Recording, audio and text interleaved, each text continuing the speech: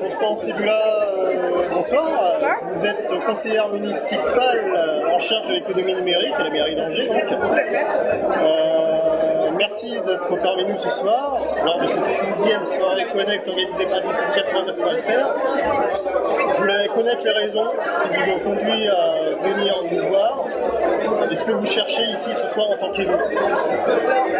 Déjà, je tiens à féliciter les organisateurs pour ce type d'initiative. Je trouve que c'est très important que les acteurs locaux se rencontrent lors d'une soirée. Donc ce soir, c'est le thème des objets connectés. On sait que Angers va être amené à être très présent sur ce sujet du fait de la future installation de la cité des objets connectés. Ça permet ce soir que les différents acteurs qui ne se connaissent pas, qui sont des fois dans des thématiques différentes, puissent aborder autour de ce sujet et puissent se rencontrer. C'est aussi ça, de tisser un tissu économique important à Angers, une certaine cohérence. Moi, je suis ravie d'être là. Je suis aussi venue, moi, à titre personnel, non seulement pour échanger, pour découvrir aussi ce qui se fait en termes d'innovation sur les objets connectés. Il y a quelques démonstrations. C'est toujours intéressant de savoir ce qui se fait, de rencontrer les acteurs locaux et bien sûr d'échanger. Alors justement, vous parlez de fédérer les potentiels. L'économie numérique pèse assez lourd à Angers, c'est 700 ou 800 entreprises. C'est moitié moins qu'un an. Oui, tout à fait. On peut évidemment pas comparer les deux villes, c'est pas le même. Disons que c'est un domaine à forte croissance et il y a du potentiel et c'est à nous. C'est une filière qui est en demande justement de structuration. Tout à fait. L'événement fédérateur, qu'est-ce que vous pouvez leur apporter, vous, en tant qu'élus, en tant que nouveaux élus à la tête de la ville d'Angers? En fait, les élus sont là pour porter des initiatives. C'est-à-dire qu'aujourd'hui, on a des acteurs qui ont peut-être envie de créer leur projet et le but des élus, c'est de pouvoir porter ces projets pour qu'ils puissent les mener à bien. On est ce soir sur le thème des objets connectés. S'il y a une envie de la part des acteurs de la ville d'Angers de mener un projet collectif, notre devoir d'élus, c'est de faire en sorte que ce projet puisse naître. Donc ce soir, voilà, il y a du réseau qui se crée, il y a des discussions qui se créent, il y a des associations qui rencontrent des entreprises et vice-versa. C'est comme ça qu'il y a des initiatives qui vont pouvoir être menées. Et nous, les élus, on est là pour porter ces initiatives. L'objectif aussi, c'est d'inciter les gens à créer leur entreprise dans cette filière d'avenir.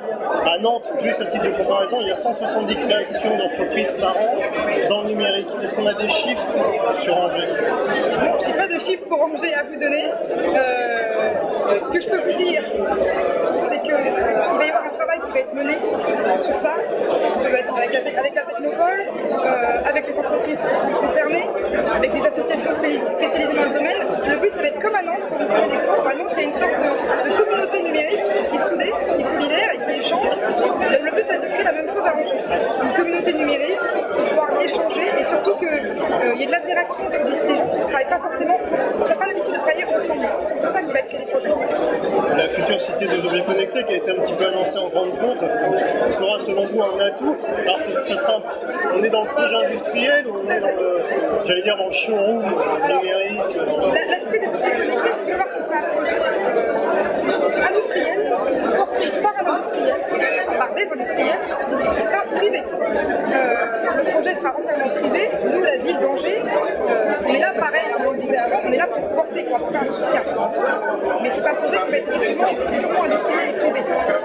Par contre, il faut profiter de cette initiative-là, qui va donner un rayonnement local, national, peut-être même international, pour profiter de cette initiative. Inciter les acteurs angevins à s'intéresser au domaine des objets connectés et aussi le grand public. On peut aussi parler du programme Add-on qui a été lancé par la précédente autorité. Selon vous, c'est un chantier à poursuivre ou c'était juste un écran de fumée? Est-ce qu'il y a de bonnes idées? Est-ce qu'il y a des choses à jeter? Est-ce qu'il y a des choses à garder? À jeter, je n'irai peut-être pas jusque-là, mais dans tous les cas, l'idée du programme Add-on, qui est de pousser les entreprises locales, est bonne. Ça, on est tout à fait d'accord sur ça. En revanche, il va falloir reprendre dans ce programme, point par point, ce qui marche pas, et ce qu'on peut faire évoluer. Comme vous dites, avant, il y a un changement d'équipe depuis 6 mois. J'arrive sur ce sujet-là, j'ai découvert le programme Add-on. Je ne vous cache pas que du coup, on va reprendre ce chantier-là et revoir ce qu'on peut modifier toujours pour que le projet corresponde aux entreprises, parce que c'est eux qui sont demandeurs de ce genre d'initiative. Merci à vous et bonne soirée. Merci.